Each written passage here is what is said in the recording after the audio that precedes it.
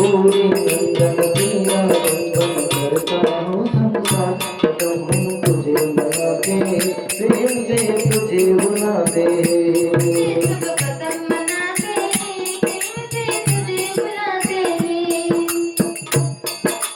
पूरी नंदन तेरा वंदन करता हूँ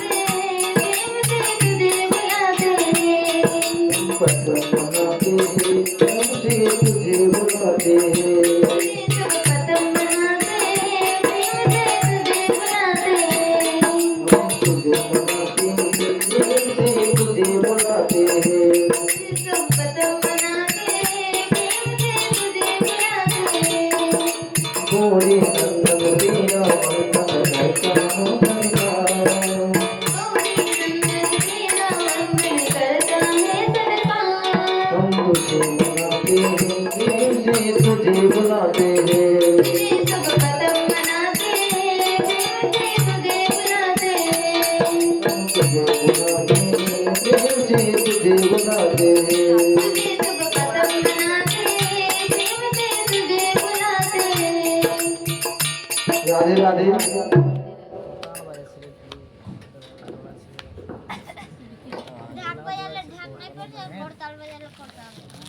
तुलसी सनटा हमें प्रवेश करते बोलो राधे राधे राधे राधे जोर से बोलो आवाज ही नहीं आ रहा है एक बार आवाज कैसे दे सोलह के में गाल में अभी हम ही बजाएंगे तो आइए अभी हम कथा में प्रवेश करते हैं बोलो राधे राधे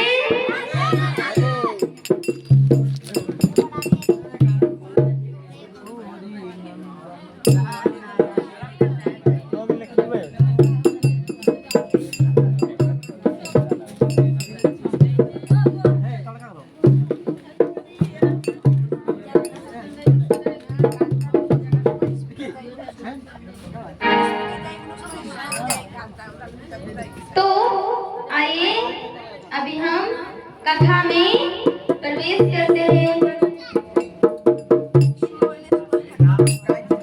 शांत हो जाइए सभी लोग और ध्यान से सुनिए टाटा तुम्हारा ओदिके लगो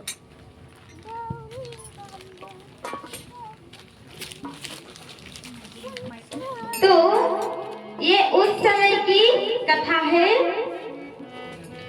जब कली का आगमन हुआ था। राजा परीक्षित जो राजा परीक्षित वो बहुत ही धर्मिष्ठी राजा थे और वो अपनी प्रजाओं को देखभाल करते थे और वो बहुत ही धर्मिष्ठी राजा थे। तो एक दिन राजा परीक्षित दिग्विजय के लिए गया और दिग्विजय से जब वो घर लौट के आए तब बोला कि अरे हमारे राज्य कैसे चल रही है तो आज घूम के देख लूंगी चारों तरफ।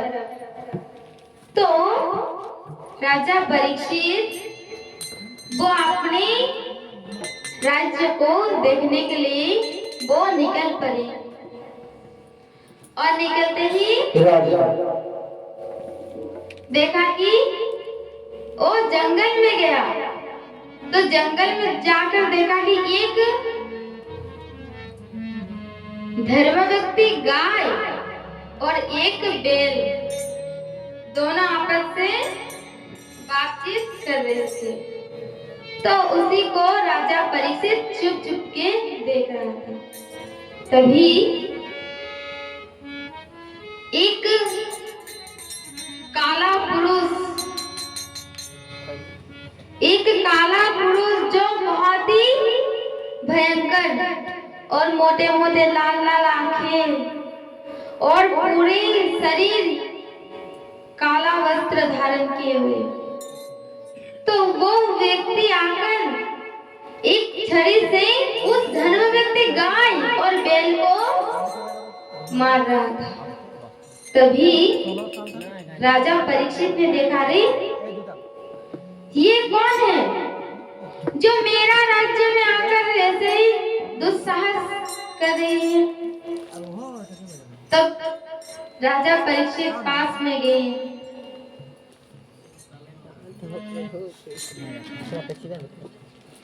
राजा परीक्षित वो पास में गए और जाकर देखा कि उस धर्म व्यक्ति गाय और बैल को उस पुरुष ने उनको मार रहा था।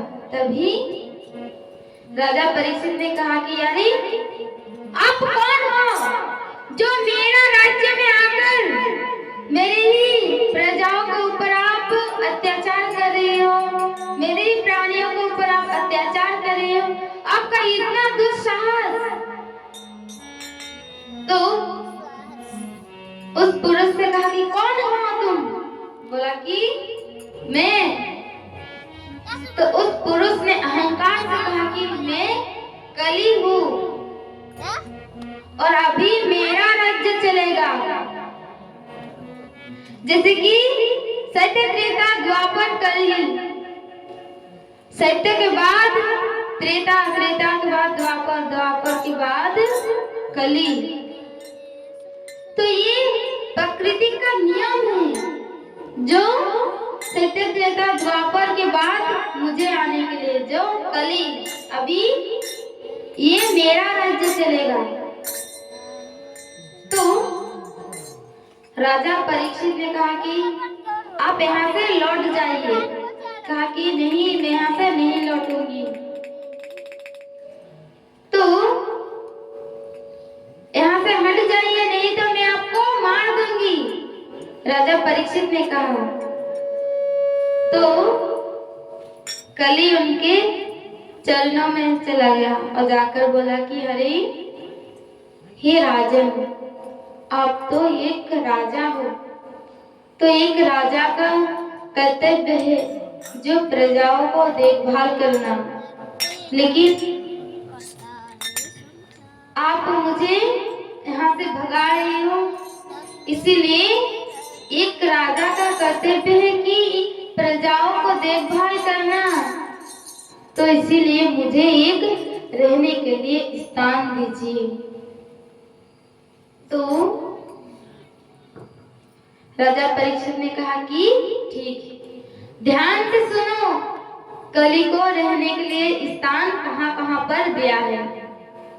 पहला जुहा, दूसरा मद्यपान, तीसरा को स्त्री संग और चौथा जो हिंसा। इस चारों में कली का वास है। तो उस कली ने चारों तरफ देखा, उनके राज्य में देखा कि कोई भी जुआ नहीं खेलते हैं,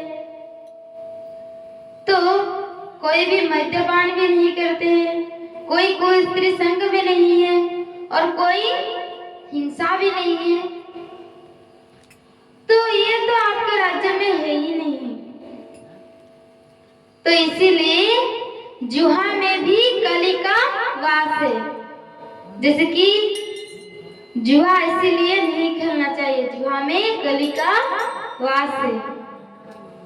और कुस्त्री संग यानी जो कुस्त्री जो इस पति को देखकर, उनके स्वामी को देखकर वो पराया स्वामी को देखते हैं, बोलो राधे राधे, उनको ही कुस्त्री संग कहते हैं। और हिंसा, हिंसा में भी कली का वास है। तो इस चारों स्थान तो कहीं पर भी परीक्षित के राज्य में तो नहीं है। तो राजा परीक्षित बोला कि आपको मिल गया स्थान।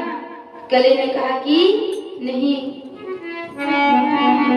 हे राजन, आपके राज्य में तो कोई भी ऐसा नहीं है, इसीलिए मुझे एक और स्थान दीजिए, और एक स्थान दीजिए मुझे अच्छा वाला जो रहने के लिए। तो राजा परीक्षित के मुंह से निकल के आए कि सोना। सोना में भी कली का वास है। तो कैसे सोना में कली का वास है? जो किसी के पास से छीन के लाए, किसी के पास से चोरी करके लाए, किसी के पास से जो बेईमान करके लाए, तो इसमें कली का वास है। जो सोना में भी कली का वास है, ऐसे सोना में नहीं, जो चोरी करके लाए उसी में कली का वास है। तो राजा परीक्षित के जो मुटुक में जो था वो सोने का मुटुक था। तो वो सोना का मुटुक किसका था? जो जरासंध का, रावण का ससुर, उनका था ये जरासंध का वो मुटुक सोने का, जो पांच पांडव उसे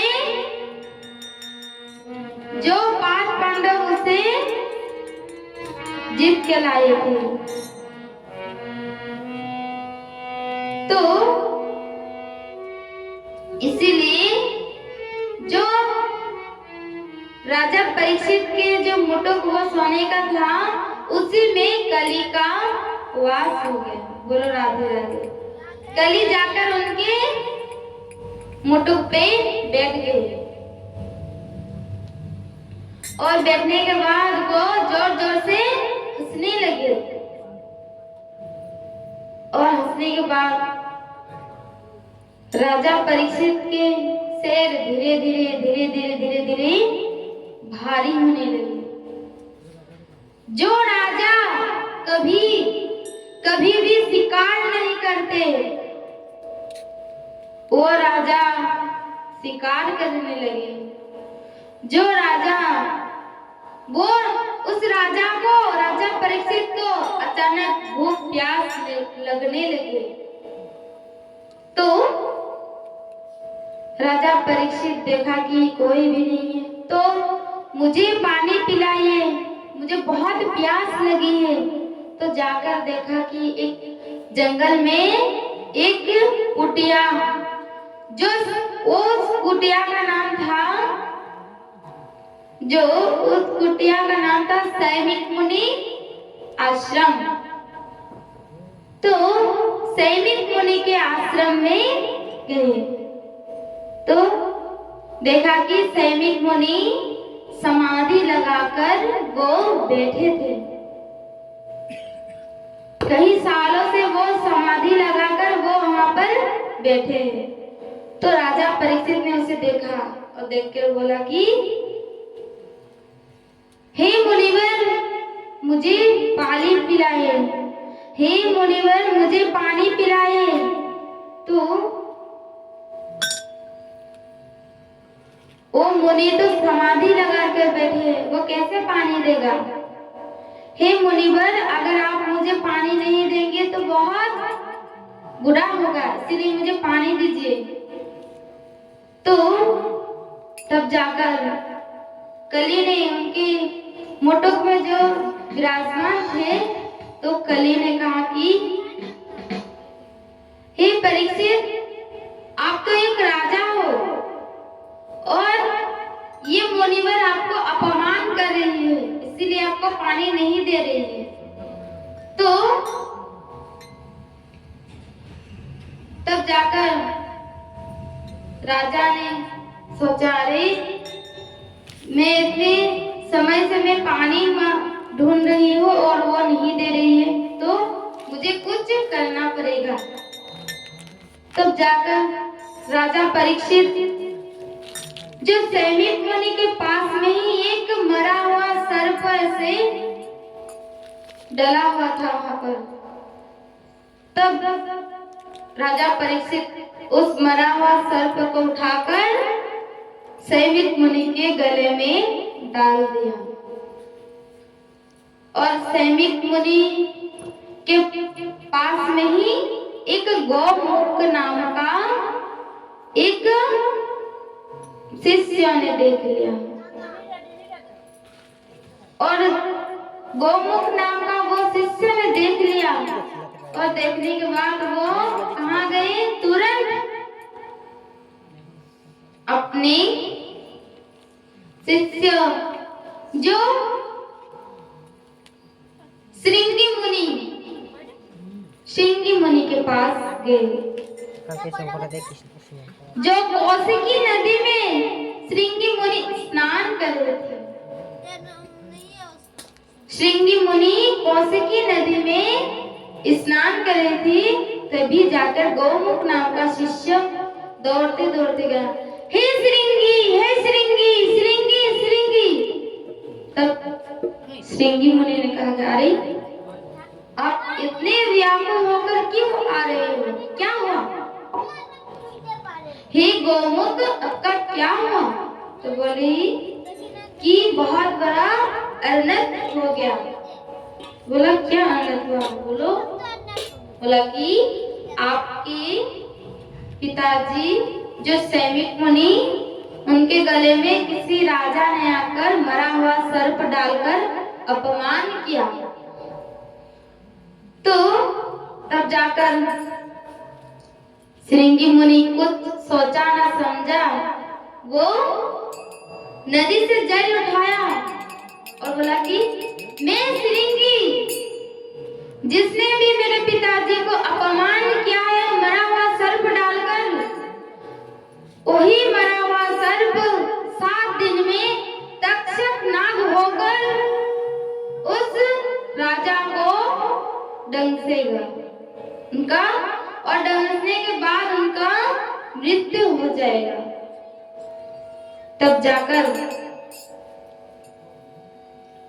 श्रृंगी मुनि ने तो अभिशाप दे दिया और अभिशाप देने के बाद अपने पिताजी के पास, जो सैमिक मुनि के पास में ही आकर बैठ गए और रोने लगे और रोते रोते तब जाकर सैमिक मुनि समाधि से वो निकल आए। तो बोला कि हे पुत्र, क्यों रो रहे हो? तो बोला कि आपके गले में जो मरा हुआ सर्प डालकर किसी राजा ने अपमान कर दिया, इसीलिए मैं रो रही हूँ। तो बोला कि अरे ये किसने किया? सैमिक मुनि ने कहा कि अरे ये किसने किया? तो श्रृंगी मुनि ने कहा कि अरे कोई राजा आए थे और आपके गले में मरा हुआ सर्प डालकर अपमान करके चला गया, इसीलिए आप चिंता मत करो, जिसने भी ये कार्य किया है उनका मृत्यु निश्चित है। जो 7 दिन में तक्षक नाग डसने के कारण उनका मृत्यु हो जाएगा। तो सैमिक मुनि ने कहा, हे भगवान, आपने ये क्या कर दिया? ना सोचा ना समझा और एक राजा को आपने अभिशाप दे दिया। तो सैमिक मुनि समाधि लगाकर देखे कि फिर से ध्यान लगाया, ये कौन है?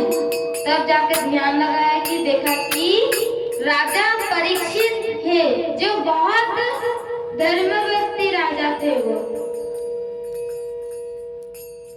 उसी के राज्य में वो सभी लोग रह रहे हैं। तो तब जाकर श्रृंगी मुनि से कहा कि अरे आप क्यों अभिशाप किया? इसीलिए अल्प विद्या महाभयंकर, इसीलिए हमारी मुंह का जो वाणी, किसी को अगर कुछ बोलना है तो सोच समझ कर बोलना। हमारे मुंह का वाणी जो तलवार से भी धार है, इसलिए किसी को अभिशाप नहीं देना। तो तब जाकर सैविक मुनि वो कहाँ गए? राजा परीक्षित के महल में। और राजा परीक्षित जब वो अपने महल गए तो जाकर अपने जो मुकुट उतारने के बाद अचानक से याद आया, अरे मैंने क्या करके आई, जो एक मुनि के गले में सर्प डालकर अपमान करके आई। इसीलिए मुझे जाना पड़ेगा, उस मुनि के पास जाकर मुझे माफी मांगना पड़ेगा, क्षमा चाहिए मुझे। तब उनके पत्नी इरावती ने कहा कि अभी मत जाओ, प्रातः काल उठते ही चले जाना। प्रातः काल उठते ही चले जाना। तब जैसे ही सैमिक मुनि गए, जाकर देखा कि राजा परीक्षित के जो महल में जो द्वारपाल खड़े थे वहां पर। तो उनको बोला कि हे सैनिकों, जाओ राजा परीक्षित को बुला कर लाओ। तो बोला कि राजा परीक्षित के पास अभी वो टाइम नहीं है, वो तो सो रही है, इसलिए वो निद्रा में है। तो बोला कि मेरे पास भी टाइम नहीं है और राजा परीक्षित के भी पास में टाइम नहीं है, इसीलिए आप जाओ। और सैनिकों दौड़ते दौड़ते वो राजा परीक्षित के पास गए। तब राजा परीक्षित से कहेगी, हे परीक्षित, हे राजा, आपसे मिलने के लिए कोई मुनि आई है। तब राजा परीक्षित ने कहा कि अरे उस मुनि को बुलाओ। राजा परीक्षित ने कहा कि उन मुनि को बुलाओ। तो वो मुनि आए। जैसे कि हमारे इस सनातन धर्म का नियम है कि अतिथि देवो भव, जैसे कि वो चरण स्पष्ट कराया। जैसे एक आसामीज में एक दोहा आती है, भको तो देखिने आदोरी अनिबा आदोरी दोरा कौन दीवा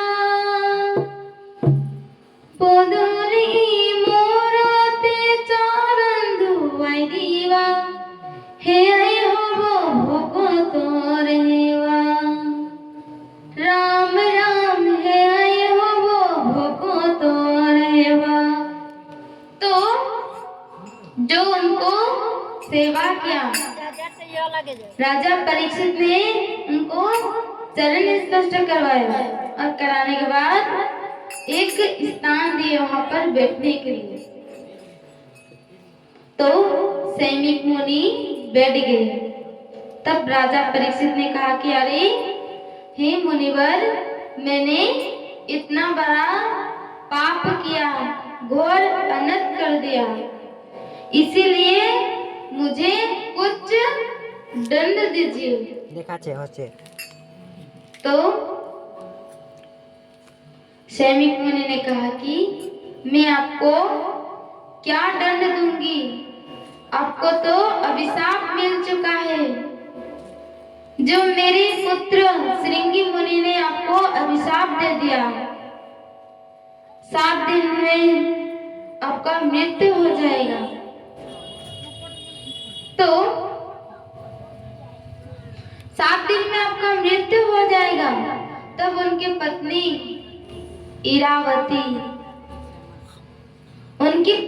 इरावती वो मूर्छित होकर गिर गए। अगर कोई भी पत्नी को अगर कोई आकर बोल दे कि अरे आपका पति तो 7 दिन में मर जाएगा, तो उस पत्नी का हालत क्या होगा? जैसे हीरावती की तरह मूर्छित होकर वो गिर गए।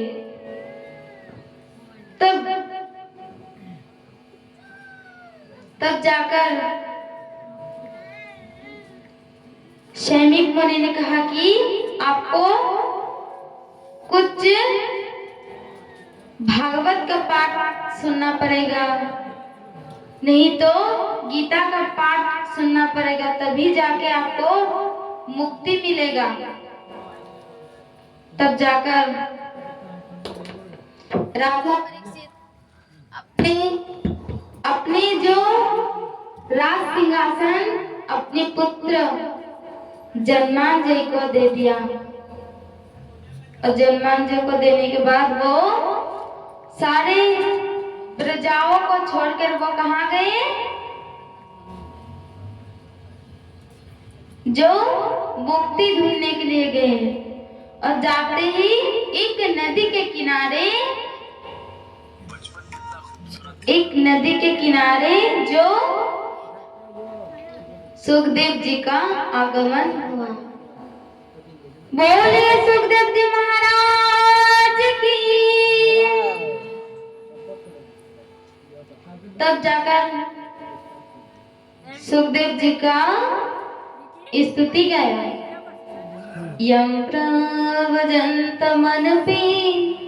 तमपीत कृतम्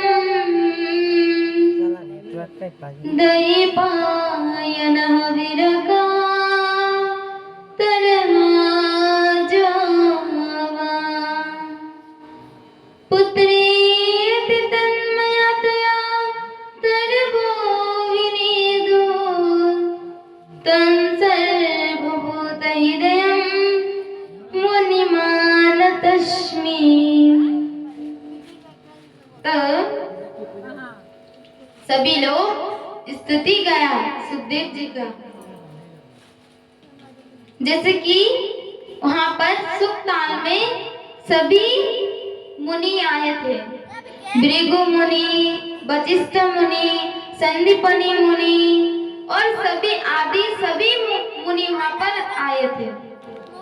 तो सभी मुनि से बड़े कौन थे?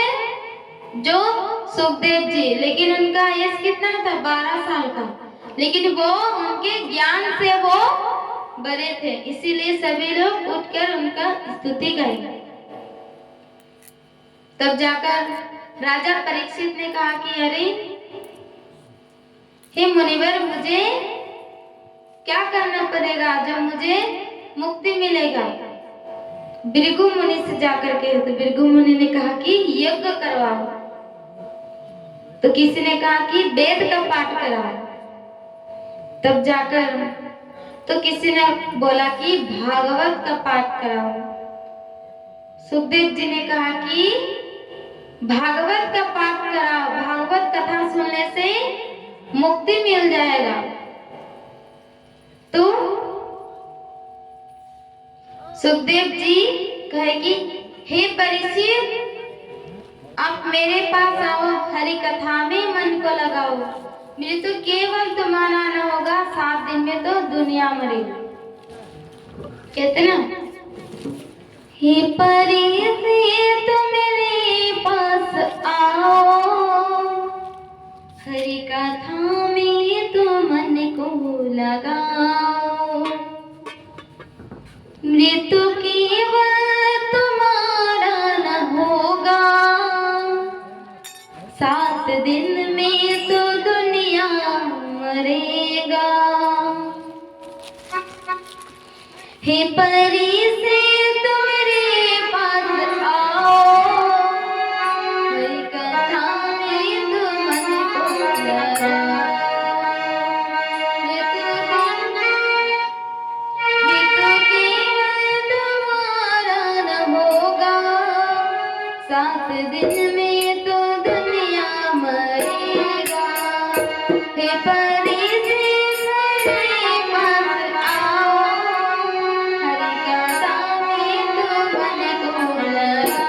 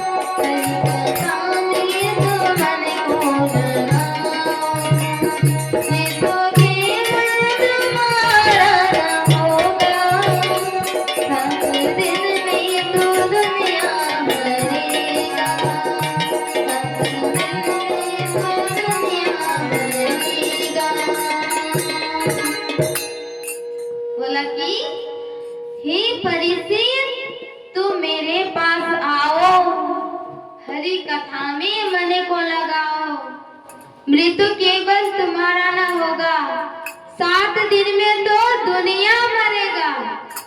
इसलिए सभी लोग का मृत्यु कितने दिन में होते हैं? 7 दिन में सभी का मृत्यु होते हैं ना। रविवार, सोमवार, मंगलवार, बुधवार, बृहस्पतिवार, शुक्रवार, शनिवार, इसी 7 दिन में तो मृत्यु होता है सभी का। इसीलिए हे परिचित मेरे पास आओ, हरि कथा में मन को लगाओ, मृत्यु केवल तुम्हारा ना होगा, 7 दिन में तो दुनिया मरेगा। तो तब जाकर राजा परीक्षित को कथा सुनाया, श्रीमद् भागवत कथा, जो सुक्ताल में राजा परीक्षित जी को कथा सुनाया सुखदेव जी ने। तो राधे राधे। तो मेरा वाणी में यहीं पर विराम देता हूँ। आज का समय करता इनकार, प्रभु का करो नमस्कार, भक्त होगा बेड़ा पार। बाकी का कथा कल